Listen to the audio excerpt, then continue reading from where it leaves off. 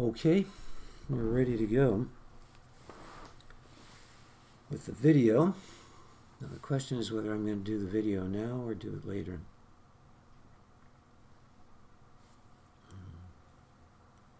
Eyes are still blinking a bit.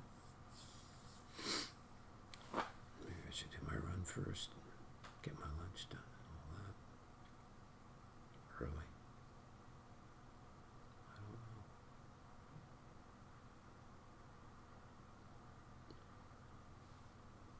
I learned what works, what doesn't work.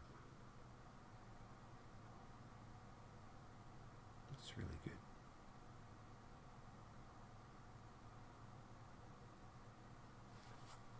Okay.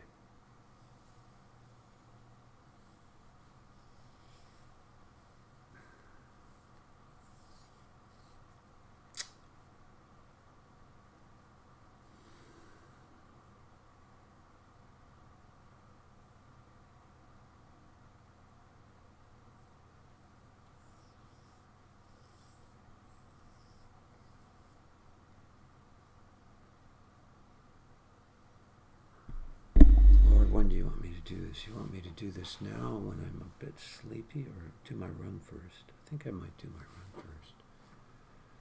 I think you should do your run first, get that all done. I feel like I need to be a little more alert and active.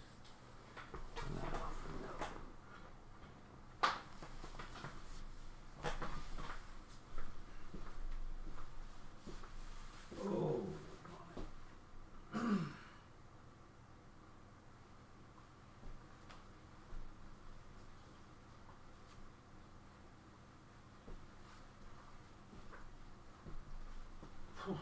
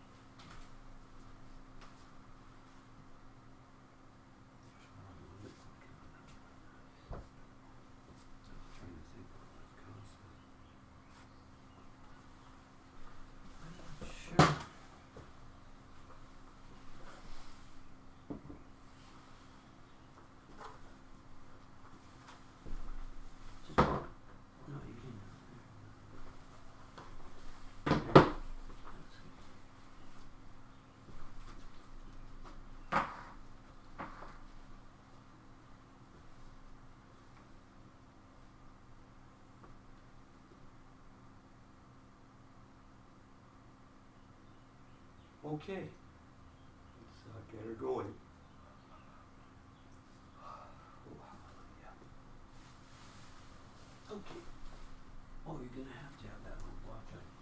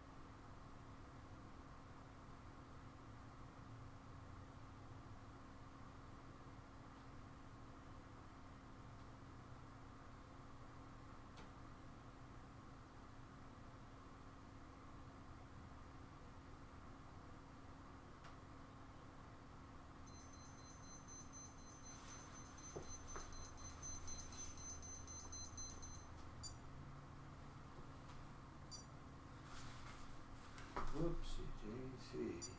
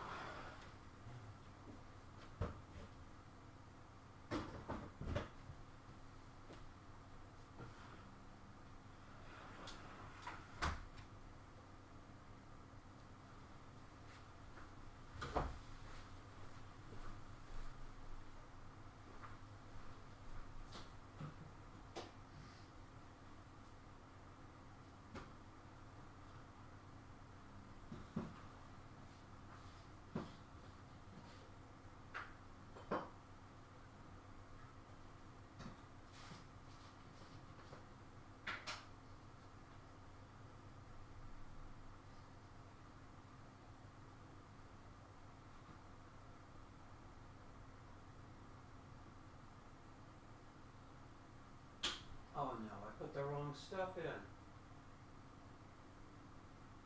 Done that before. It's not gonna work.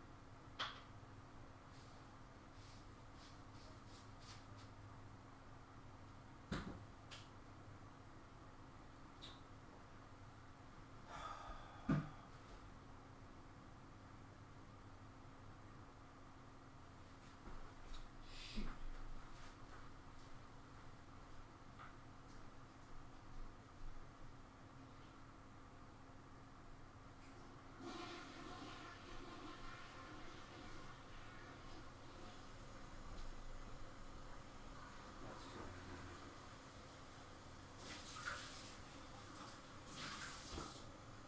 Pizza's gross. Well, you could have saved that, maybe. Hmm.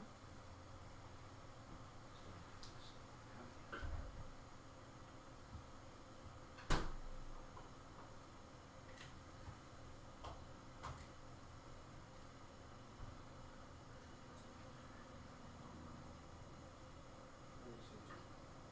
That's all you want.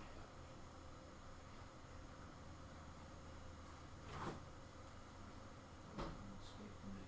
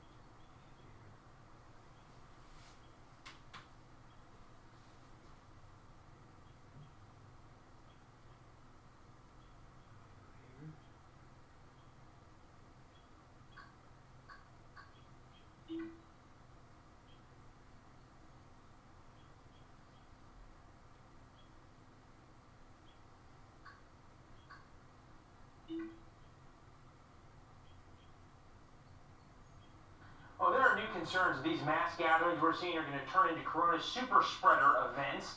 That's in the words of some public health officials. As video shows thousands of protesters packed together, oftentimes not wearing any masks. The chair of the New York City Council, their health committee, Mark Levine, went a step further, tweeting, "Let's be clear about something. If there's a spike in coronavirus cases in the next 2 weeks, don't blame the protests, blame racism." Let's bring in Fox News contributor, professor of health policy and management at Johns Hopkins School of Public Health, Dr. Marty Makary. Doctor, appreciate it, as always, for you to join us. We've been told for months now, you have a funeral, you get a haircut, you go to the gym, you are putting yourself, your loved ones, and the entire community at risk. Has that suddenly changed because people are getting together to protest? No, Leland, the science is the science. And from a public health standpoint, we know the drivers of this infection. It's close proximity, the lack of taking mitigation steps like wearing masks. We know it's mass gatherings and travel. And when people think about protesting, they should also remember that it's often gathering people through travel, potentially from high-risk areas and from low-risk areas. So protests represent all of that, but at the same time, most protesters are doing it safely, and it can be done safely. But remember, the heat can give a false sense of security that this is not a problem, when in fact we're still seeing massive spread around the country right now, despite the warm weather. Yeah, a lot of the video we're talking to, and our reporters on the ground we're talking to, say there's less than 40% of the people wearing masks. This is from the former dean of Harvard Medical School. Many public health experts have already severely undermined the power and influence of their prior message. We were exposed to continuous daily COVID death counts until 9 days ago. Overnight, behaviors seen as dangerous and immoral seemingly became permissible due to a, quote, greater need. That's Jeffrey Flyer.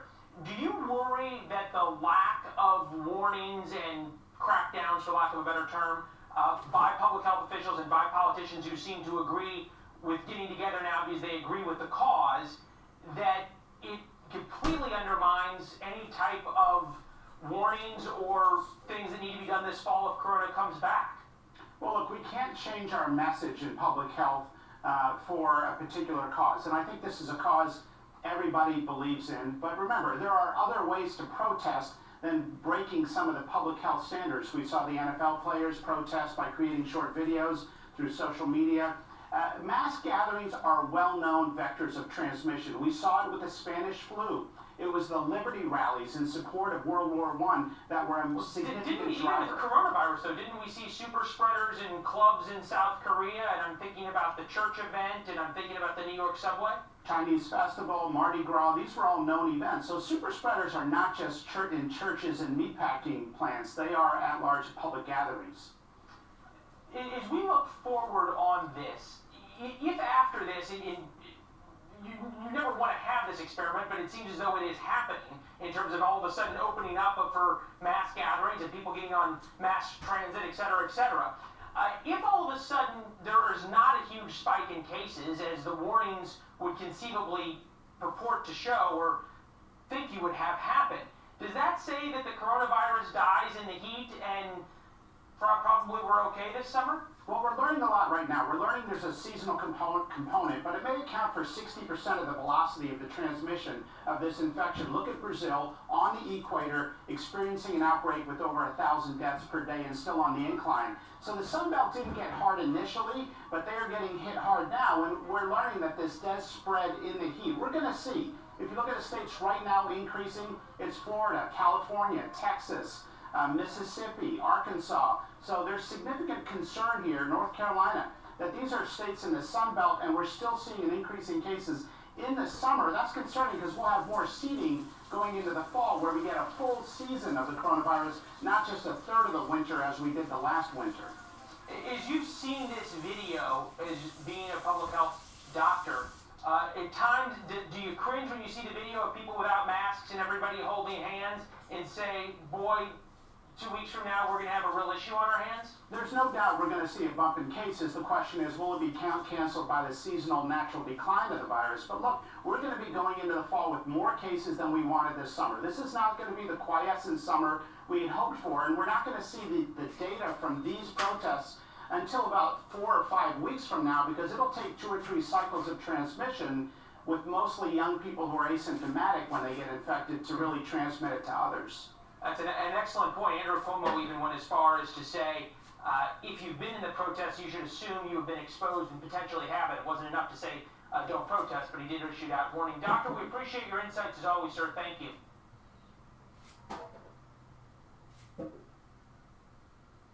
A powerful message from the graduating class at Grand Blanc High School in Michigan, where seniors attended a one-of-a-kind graduation ceremony that allowed them to celebrate in person while still applying to all those social distancing guidelines. And joining us now is Grand Blanc High School Principal Michael Frey. And Michael, what an incredible job you have done of making your graduating class still feel special and be able to celebrate the moment in person while being in the middle of a pandemic. And so I don't want to leave our viewers in suspense anymore, because this video really speaks for itself. What did you guys do?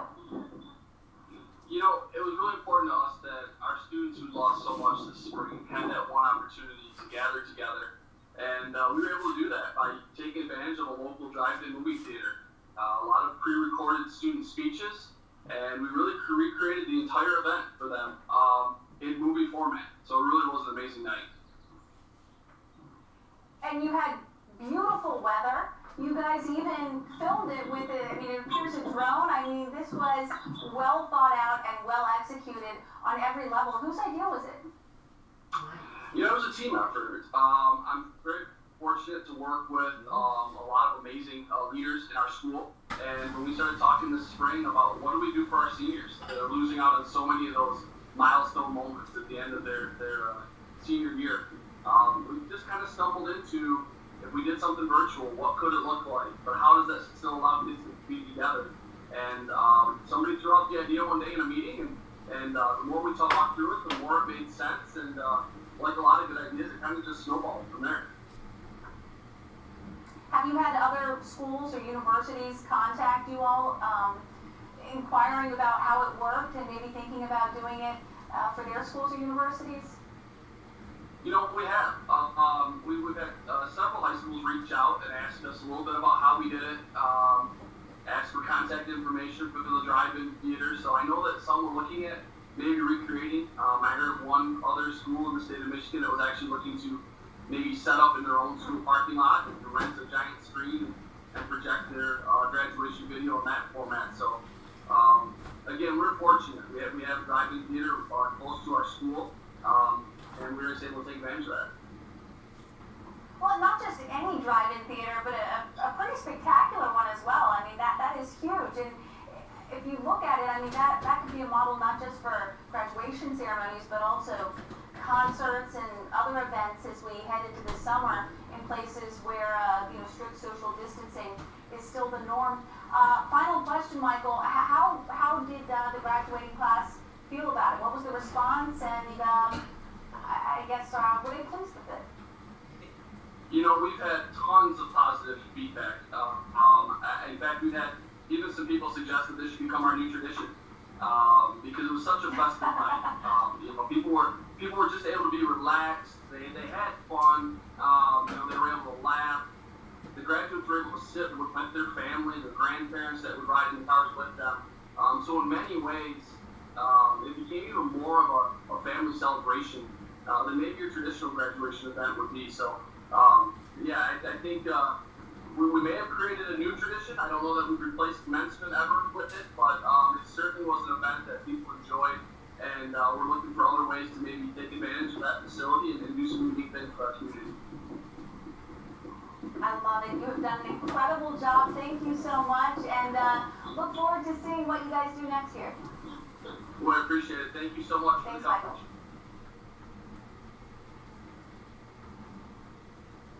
Hello, son. Doing a little sporting, I see. Dad, I want to hear you. not cool. You know it's not uncool? Old Spice chapter on this. Shut up.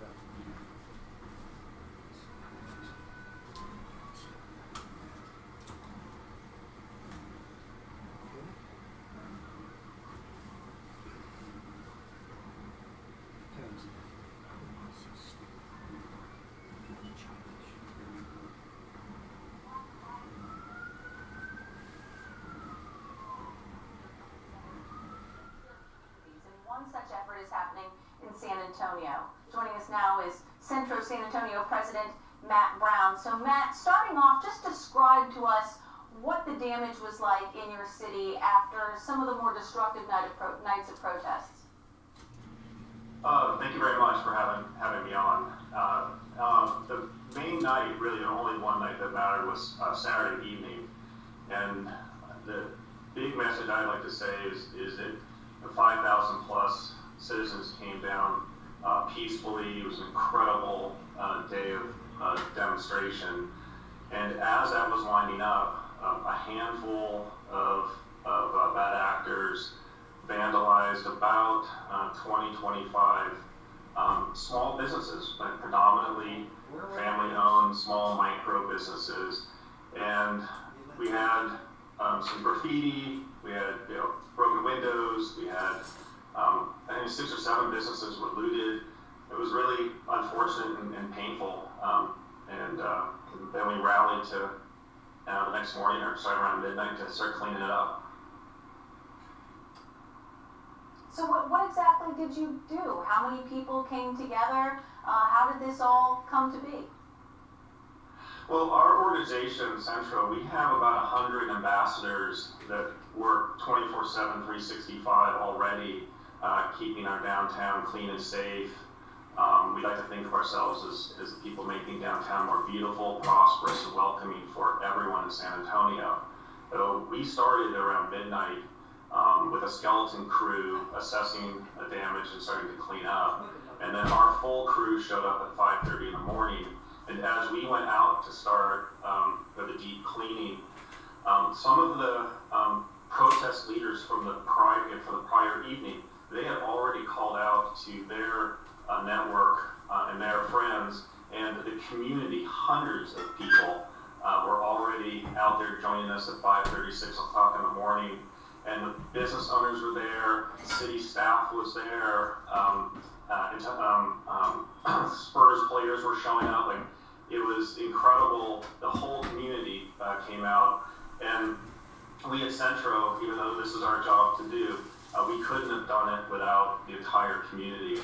And so we've just been sharing our love and respect and our admiration for the triumph of culture that we see here, which is the neighbors helping neighbors out. One of the protesters leading the charge to clean up was a man by the name of Antonio Lee, and he said, if we can get together to protest, we can get together to clean up. I love that. Matt Brown, thank you so much. My pleasure, thank you.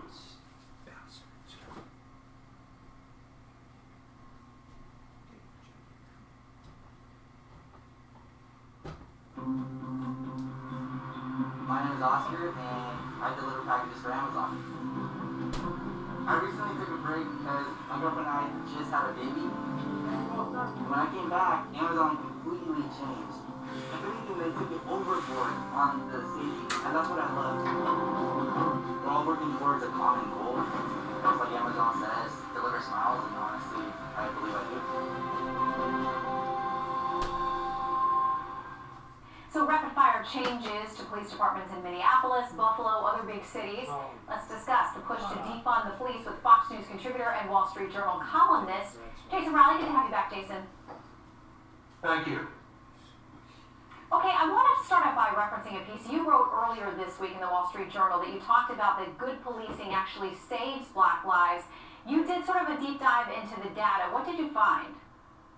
Well, what we find is a pattern here, and the pattern is that when you have these high-profile incidences that go viral, whether it's in Ferguson, Missouri, or Baltimore, or Chicago, what happens in the aftermath sometimes is a high-profile investigation of police department.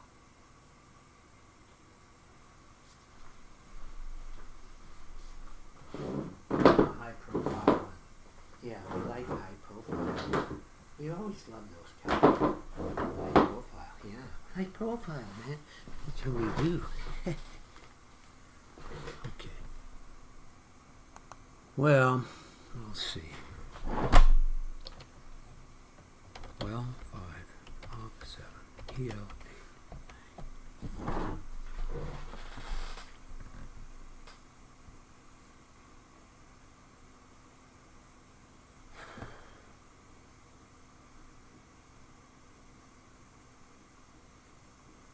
Okay, I don't want that up there.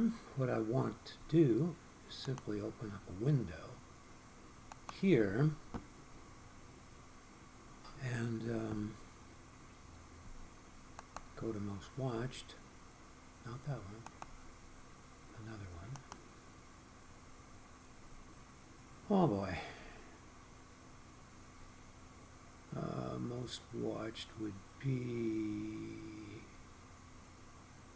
none of these. The closest you can get is book publishing. And then you can just go out of that to most watched, where you might be able to get Fox News live stream, but I've got to decide to go to TELUS. Maybe get the TV thing because I'm fed up with this, but I can't afford it, you know. I don't want to be spending money. They charge it. Well, you got to do this every time. Oh, I don't want to hear that.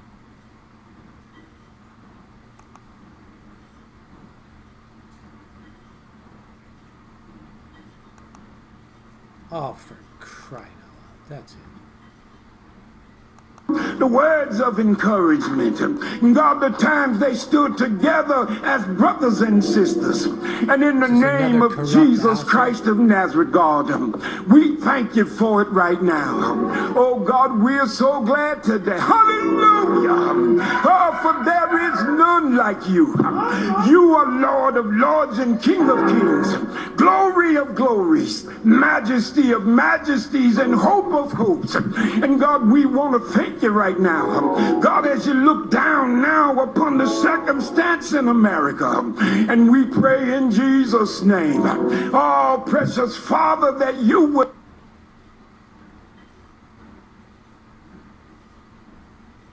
Oh, well, let's just drop it. It's not going to work proper. And I don't want your advertising. Crap. So, you're fired. If you don't want to work, you don't get to work. We don't waste our time. I don't want to see you guys anyhow because I saw the abomination that was there. It was an absolute abomination in the sight of God, that man. And you're going to hell fast, monsieur. You think you're saved, you're not saved.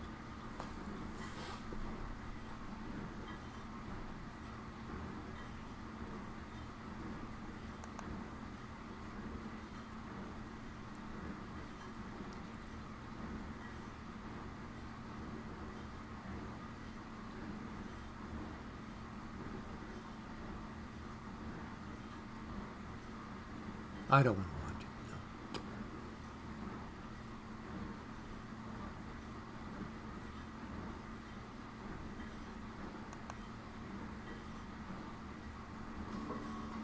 Hi there, I'd like to share with you over the next 45.5 seconds.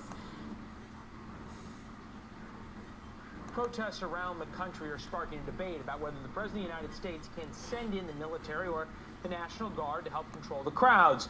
Joining us now, Kevin Carroll, U.S. Army veteran, national security attorney, partner at Wigan and Dana, has served our country in a few other ways as well. Kevin, we appreciate you being with us. In terms of what we're seeing right now in D.C., the mayor has asked non-D.C. National Guard members who were here, we're thinking about folks from Utah and others who were brought in after the unrest over last weekend and through the week, to leave. No. Can she do that? No, and what is the law of the land right now as we look at the Lincoln Memorial? Leland, thanks so much for having me on. The D.C. National Guard has a unique legal status. In every state in the Union, the state governor is the commander-in-chief of the Guard, but D.C., of course, is not a state. So actually the president is the commander-in-chief of the D.C. Guard. He delegates his authority to the Secretary of Defense, who in turn delegates it to the Secretary of the Army to run the D.C. National Guard. So strictly speaking, she does not have the authority to order the National Guard units of other states to withdraw from the district. That said, using troops in the city over the objections of the mayor is fraught, and you would hope that the mayor and the secretaries and the president are able to work it out. And that the individual guardsmen themselves don't become a football here. There was the reporting in the paper that they were turned out of their hotel, and that's that was the Utah National Guard, and a lot of others were turned out of their hotel after 12-hour shifts on the line with thunderstorms and pouring rain and then 80 or 90% humidity. As we look at the crowds right now, what law covers what the National Guard can and cannot do? We saw the military police come in and surround the White House for a while as well. Are they essentially deputized as police officers, or what are their rules? So the Insurrection Act has not been invoked, nor should it be, I think. So currently, they are there to do what's called defense support to civil authorities. So they have to act at the direction of the civil authorities. So they should not be doing anything that law enforcement, whether that's local law enforcement or federal law enforcement, is asking them to do. I was taking a walk around the Lincoln Memorial, I believe it was yesterday, and you saw groups of National Guard walking around without weapons, without riot shields, conceivably somewhat exposed, for lack of a better term. Do they have the right to defend themselves? So they have no more or less of a right than any other American to protect themselves from violence. The decision was made by the Secretary of the Army to have them not bring weapons and ammunition into the district, and I think that was a correct decision. It's really hard to foresee a circumstance here where it would be necessary or helpful for the U.S. Army or the National Guard to use lethal force. There was a discussion earlier in the week about the potential of bringing in the 82nd Airborne or the 101st Airborne. Talks about that. We know Senator Cotton's op-ed in the New York Times that's taken on a life of its own as well. The Defense Department and the President have sort of backed off from this idea of quote-unquote sending in the troops. You think that was because of a legal reason or because the crowds have quieted and it's just not required? I think it's the latter. Under the Insurrection Act, the President would have the authority to do so. However, it would have been politically unwise for them to do so. I respectfully disagreed with Senator Cotton's op-ed, although I have a lot of respect for his service as an Army officer in Afghanistan and Iraq. There's risks for the individual soldiers, there's risks for the military as an institution, and there's risks for the Republic, small r Republic, when you have a federal military force potentially using force against citizens. You're a student of history, and I want to get your thought on this just before we go. What do you make of the former military leaders, big names in American history from Mattis on down or on up, depending on how you look at it, Powell, revered names coming out, speaking so forcefully about President Trump in a negative way? Have we ever seen anything like that of former military members taking such a political stance about a domestic issue? Sure.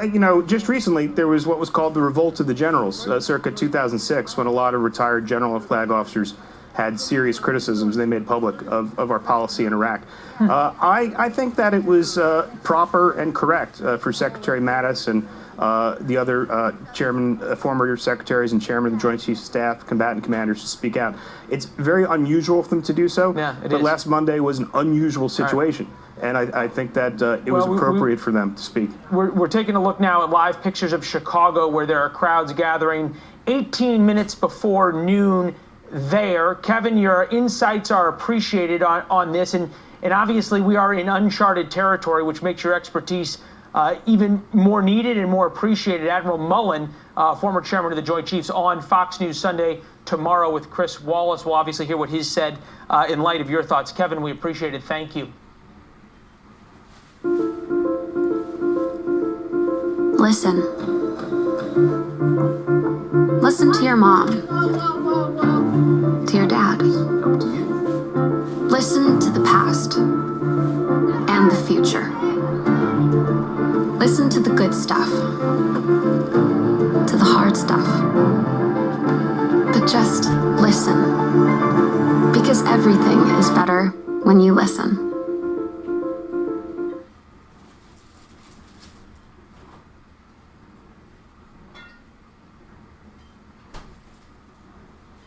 אני הולכת לקנה והרבה ילדים מסתכלים עליי. לפעמים אני לא רוצה ללכת לגן כי מעליבים אותי. הם אומרים את מצחיקה.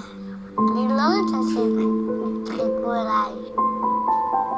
שלום, קוראים לי ברכי. אני כבר ב5. יש לי אוזן קטנה ביד קטנה. אני אוהבת לקצור ולצייר. אני צריכה שתעזרו לי. הרופא אמר למאמי שעכשיו הלב שלי מאוד מאוד חלש. הלב שלי נהיה יותר חלש והגוף שלי נהיה גדול. הרופא אמר, אם אני לא אעשה את המינוח זה יכול להיות מסוכן. ללב לא יהיה כוח. אנחנו צריכים לטוס כדי שהרופא יתקן לי את הלב. הרופא הזה נמצא רחוק באמריקה.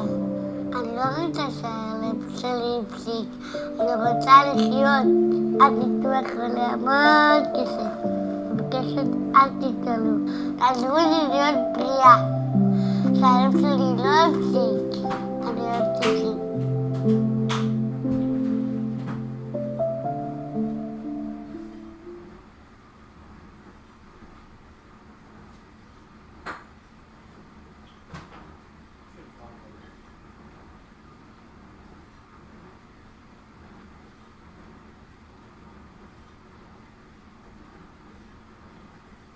This blaring headline got nationwide attention with a demand to end the lockdown now. It's the same message that we see by activist gym owners and salon owners and preachers more and more these days, and it seems to stem directly from this number that came out today with the latest record-breaking jobs data.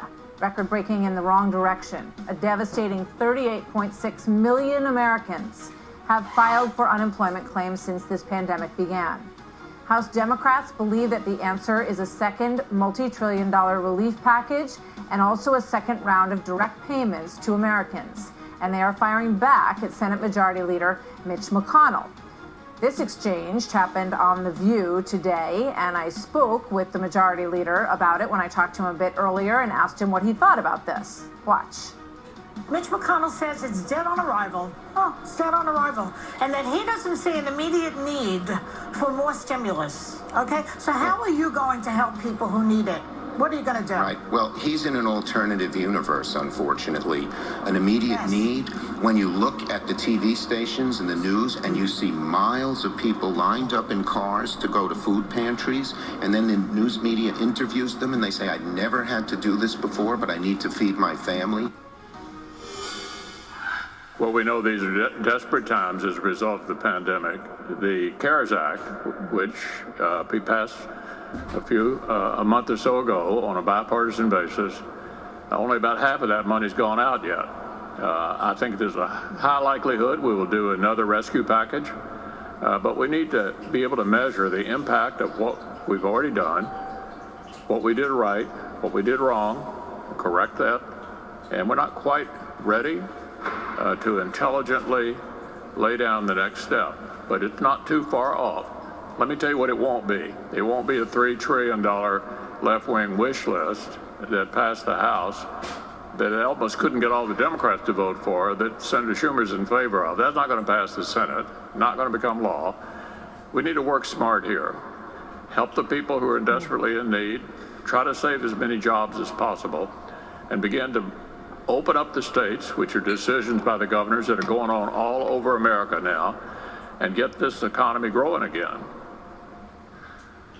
Well, one of the things that it was reported that you said on the conference call yesterday with Republicans was that the next package would not include enhanced unemployment benefits, because in the first round in the CARES Act, there was $600 a week on top of unemployment benefits. Why is that off the table for you?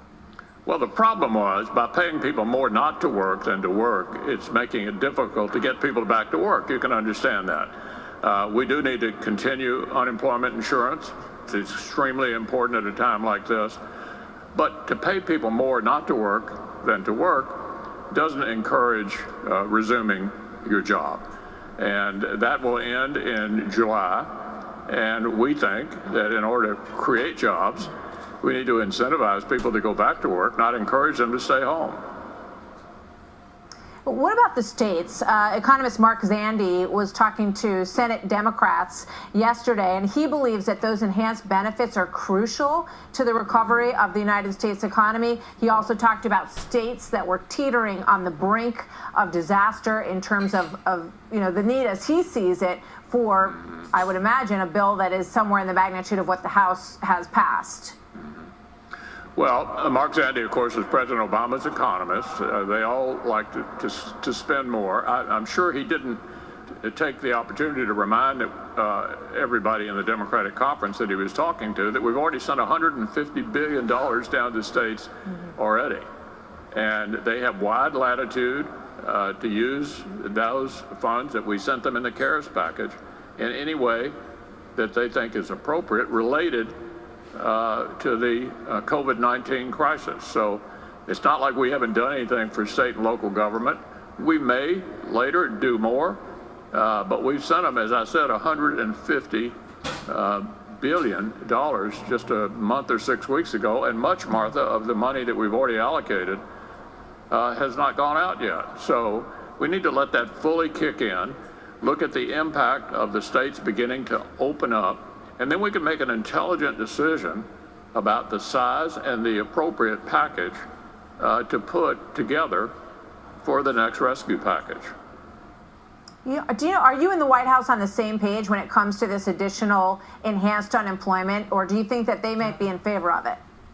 No, we're in the same place. There'll be no space between the White House and Senate Republicans on the next bill. We are all in agreement. Let me mention one other thing our Democratic friends don't want to do. You've got to have liability protection in there so that people are, the plaintiff's lawyers are prevented from stealing, in effect, all of this public money we're sending down to hospitals and doctors and nonprofits as a result of the coronavirus. And so that's one of our red lines, that the next bill will need to have liability protection in there just to narrowly cover the coronavirus, not anything else. So let me ask you about that, because one of the areas, it looks like at least 40%, some estimates as high as 50% of the people who died from this were in nursing homes across the country.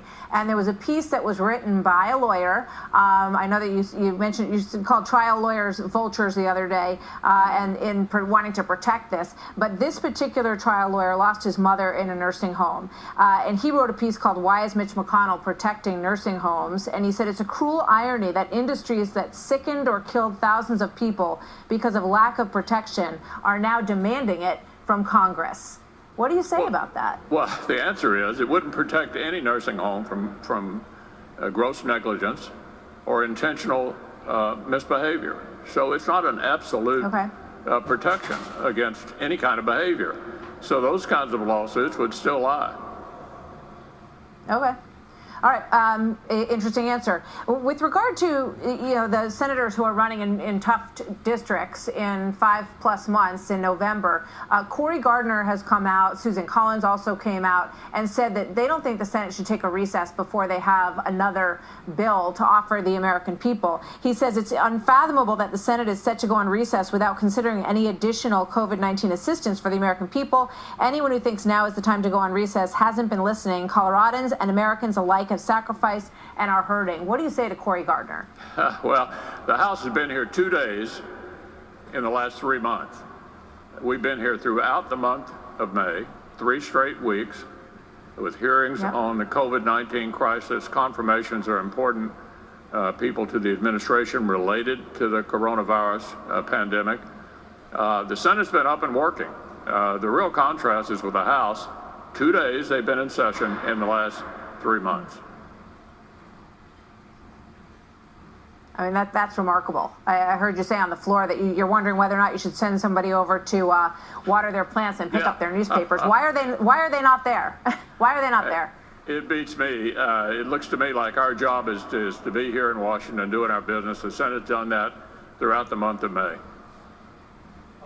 So just going back for a moment to those vulnerable races in places like Arizona and Colorado and Maine and North Carolina, how is this crisis going to impact those races? And you're hearing from some of them, in particular, like I said, Susan Collins and Cory Gardner, that they want to convince the American people that there is more money in this pipeline. How important is that going to be to re-election in November, those choices? Well, Martha, this was always going to be a difficult cycle for the Senate majority. This is the class that took us to the majority in 14, so we have a lot of members up, 23 Republicans, only 12 Democrats. The races haven't changed that much. This was always going to be a challenging cycle. Senator Collins, Senator Gardner, a lot of others are going to be in hard-fought contest all the way to the end. I don't think the politics of the pandemic has changed the condition of any of these races. We've all been working together. I would remind everybody the CARES Act passed unanimously. Every Democrat, every Republican voted for it. So we've been working on a bipartisan basis to try to get the country out of this incredible dilemma that we face with this pandemic. And I don't think it's going to change the outcome of a single Senate race. We've always had a lot of really competitive races in this cycle. I want to ask you before I let you go about the subpoenas that the Senate Republicans are putting together with regard to the Russian collusion episode that went on for several years. Nancy Pelosi said these Republican subpoenas are a clear act of retaliation and political retribution. It's sad that the GOP Senate has meekly and weakly chosen to be complicit in the president's desperate and dangerous political tactics. I call upon Leader McConnell to take a pause in the Senate GOP's obstruction of meeting the needs of the American people. What do you say to Nancy Pelosi about that, sir? I'd say to the Speaker, after the impeachment, you're not in a position to be lecturing us about what the appropriate use of Senate time is. The House of Representatives is arguing before the Supreme Court that they're still looking at yet another impeachment. They're arguing that before the Supreme Court this week. Look, this is the legitimate oversight responsibility of the Senate. There was a lot of apparent misbehavior going on in the opening of those investigations into General Flynn and others. And so Ron Johnson, the head of Homeland Security, has got subpoenas out for Hunter Biden. Lindsey Graham, the chairman of the Judiciary Committee, has laid out a series of hearings and people that he wants to call to come testify. If the House can spend time on a baseless impeachment effort, then we should at least have oversight over what happened to initiate this whole process a couple of years ago. Leader McConnell, thank you. Always good to see you, Martha. sir. Thank you.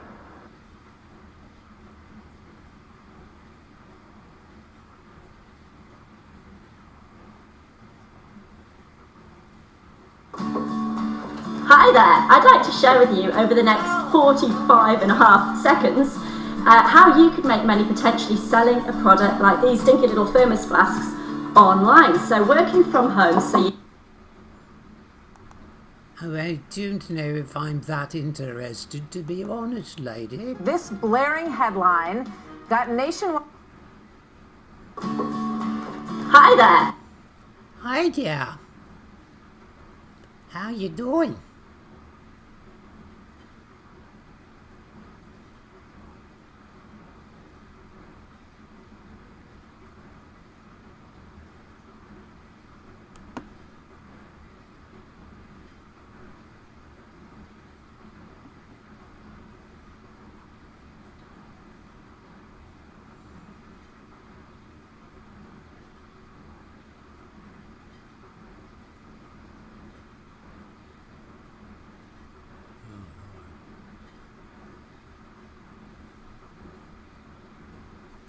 Heavenly Father, I thank you for this food and ask that you would bless it to the health and to the well-being of my body, in Jesus' name.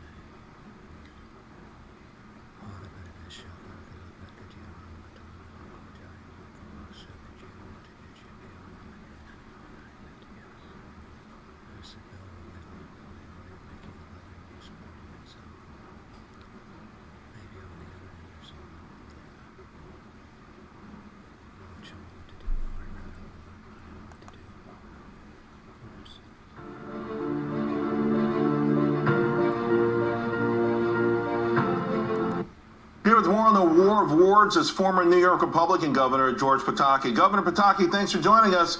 It has been really amazing to watch the push and pull between Cuomo, Governor Cuomo, New York City's mayor, and of course, everyone watching the ebbs and flow of the daily violence, the protests peaceful, but of course at night it changes, and the scenes of Saks Fifth Avenue being boarded up, a chain link fence topped with razor wire, guards with dogs. I mean, what the heck is going on here?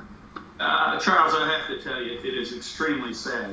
For someone like me who cares about the city and tried for over a decade to make it a better place, to see the utter inept political leadership at every single level is just really, really tragic. And it's the mayor, it's the governor, it's the district attorneys, but it's not the police. They're the ones caught in the middle. Let me just give you one example. They can arrest someone for first-degree rioting, a felony. That person cannot be held on bail. They have to be released with what's called an appearance ticket. So hundreds and hundreds of rioters, not protesters, rioters and looters have been arrested by the police, and they're let out the same day. So the police are caught in the middle. There's utter inept political leadership at every level in New York, and I just pray that this great city, one of the symbols of America, is going to be able to come back when this passes behind us. Yeah, and then this move with respect to bail had been already going on in New York City even before the coronavirus, and then of course the protests and the riots and looting, and it was a head scratcher for many people because you do have really dangerous folks who are going right back out and committing crimes the very next day. Some have done it on social media. Some have actually laughed, thumbed their nose up at the mayor, at the system, acknowledging, hey, I'm going to do something awful and I'll be back on the street in 24 hours. You know, it's not even, Charles, it's worse than that. It's not even 24 hours. There have been people charged with a felony, released within an hour, and then the same day they go out and commit another felony. This is not the police's fault. Governor Cuomo rammed this so-called bail reform through in Albany last year. It's the law in New York State. First-degree rioting. You cannot detain the person. You have to release them with no bail. First-degree assault, a felony. You have to release them with no bail. Aggravated criminal mischief, a felony. You have to release them with no bail. And yet the police are being criticized. The police are doing everything in their power with a law that is awful and leadership that is utterly incompetent. Governor, big push now in New York to remove any sort of police presence inside of schools. What are your thoughts on that?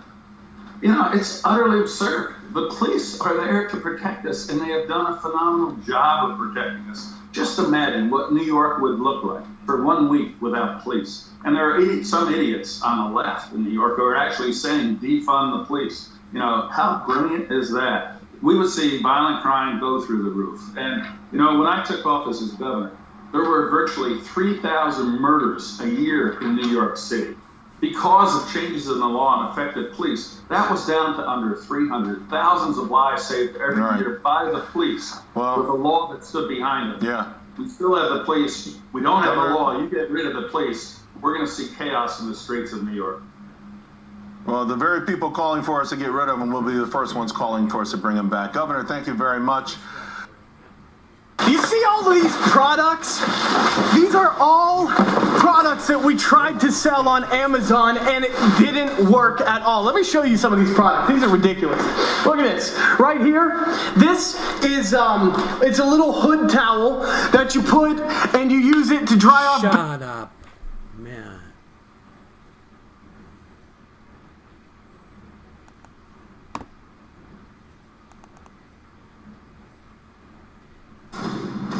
Won't be until mid-decade, I don't think.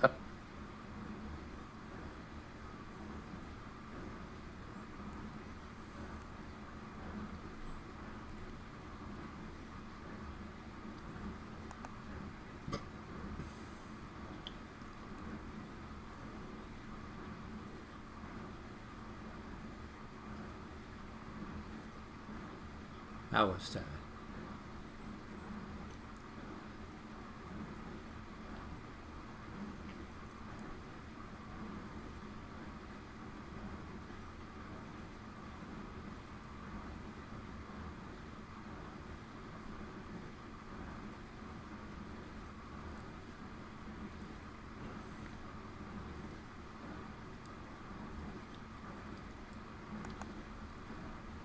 Police unions are calling out Joe Biden's lack of support for law enforcement. The police union's coalition director saying, quote, "For Joe Biden, police are shaking their heads because he used to be a stand-up guy who backed law enforcement. Clearly, he's made a lot of changes the way candidates do during the primary process, but he kept moving left and fell off the deep end." Here to react is the president of the New York State Police Trooper Union, Thomas Mungier. Mr. Mungier, thanks for joining us today.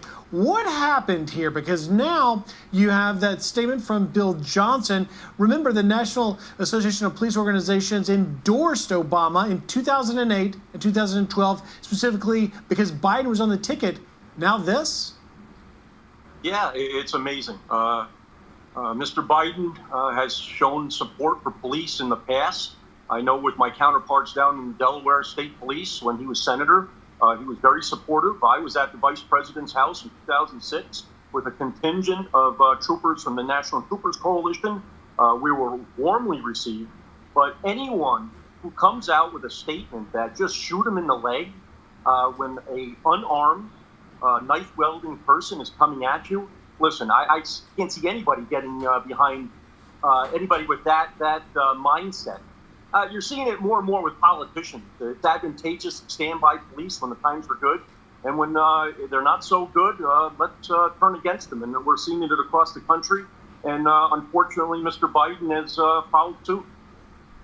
So we reached out to Biden's campaign for a statement, have not heard back. But what advice do you give the former vice president who now has the nomination to maybe at this important inflection moment in the country on going forward? Can he right this ship, and what should he do?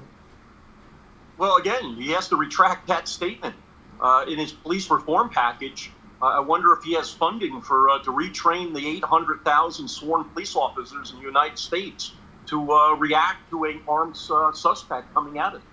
I don't know if he can write it. It's going to have to be a complete 180-degree turn. And I guess the jury's still out the remaining months before November, and we'll have to see. We have somebody in the White House right now that has shown support for the police continually. So I would say that Mr. Biden has a long way to go. He had a good track record years ago, but again, I echo Bill Johnson's comments that he's gone so far left that he's practically falling off the edge. Well, he's certainly back to the blue once, and this certainly suggests maybe he's changing his mind. Thomas Mungier, thanks for taking time today. Appreciate it. Have a good day. Thank you for having me.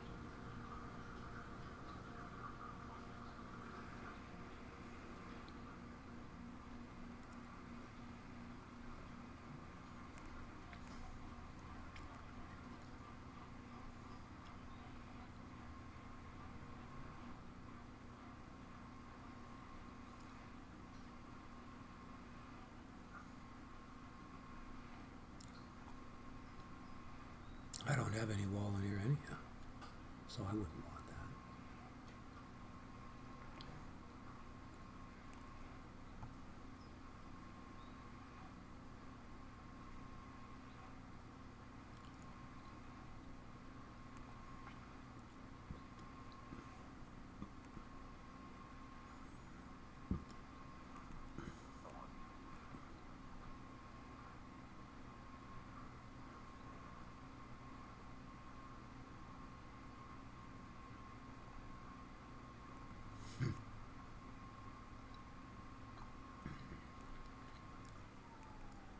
I just want to see what it costs. I'm not going to buy it because it would be expensive, I'm sure. But I want to see what the price is for the stupid thing. Just see. I'm just going to see. Okay. What's the price? What's the price? If you don't give me the price, I'm not going to buy it.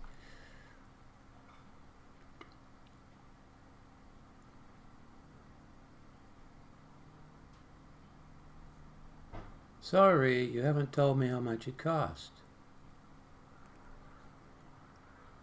Oh, $226, 318 Canadian. What if that's 3,000?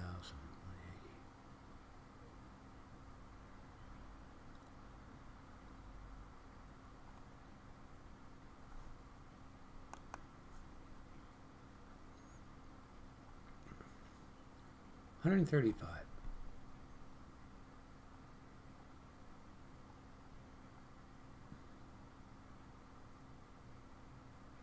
I don't know.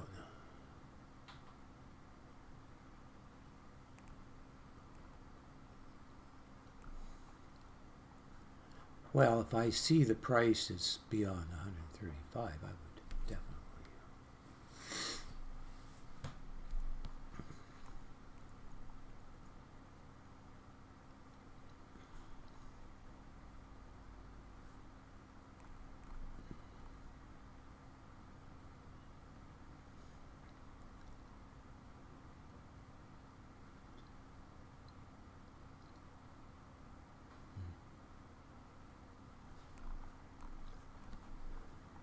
Let me be.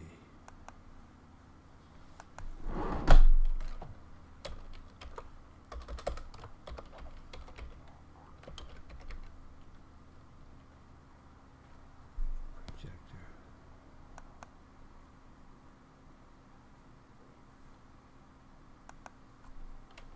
Do a scan.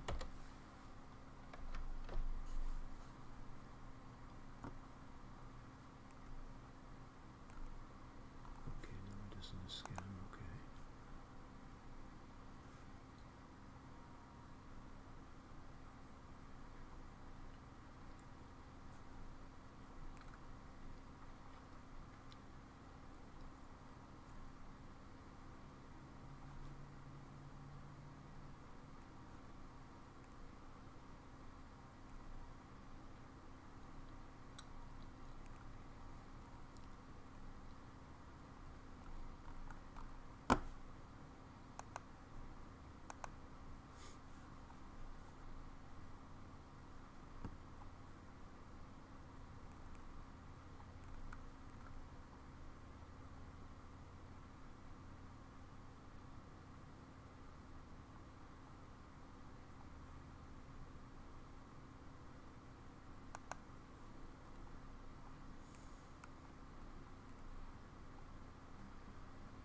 I just don't know, Lord, if I trust these people or not. It's 135 Canadian.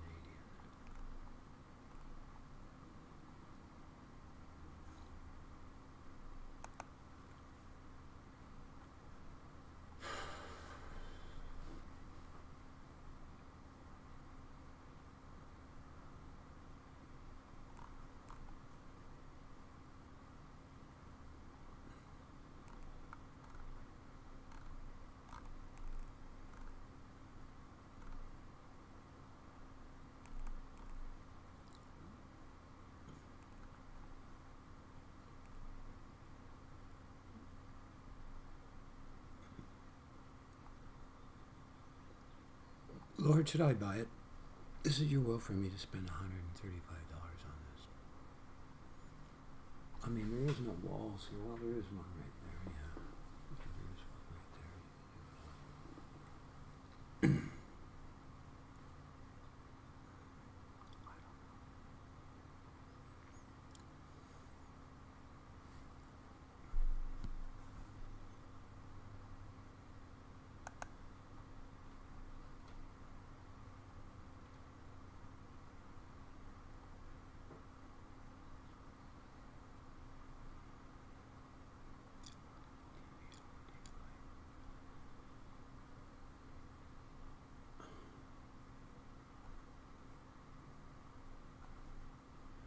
Special offer for new customers. Today only get one TV LED light. What do you need an LED TV light?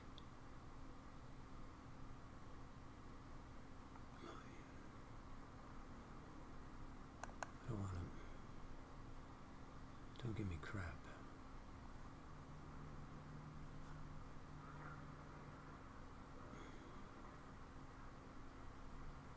Oh boy, I don't have LastPass on here. Shh.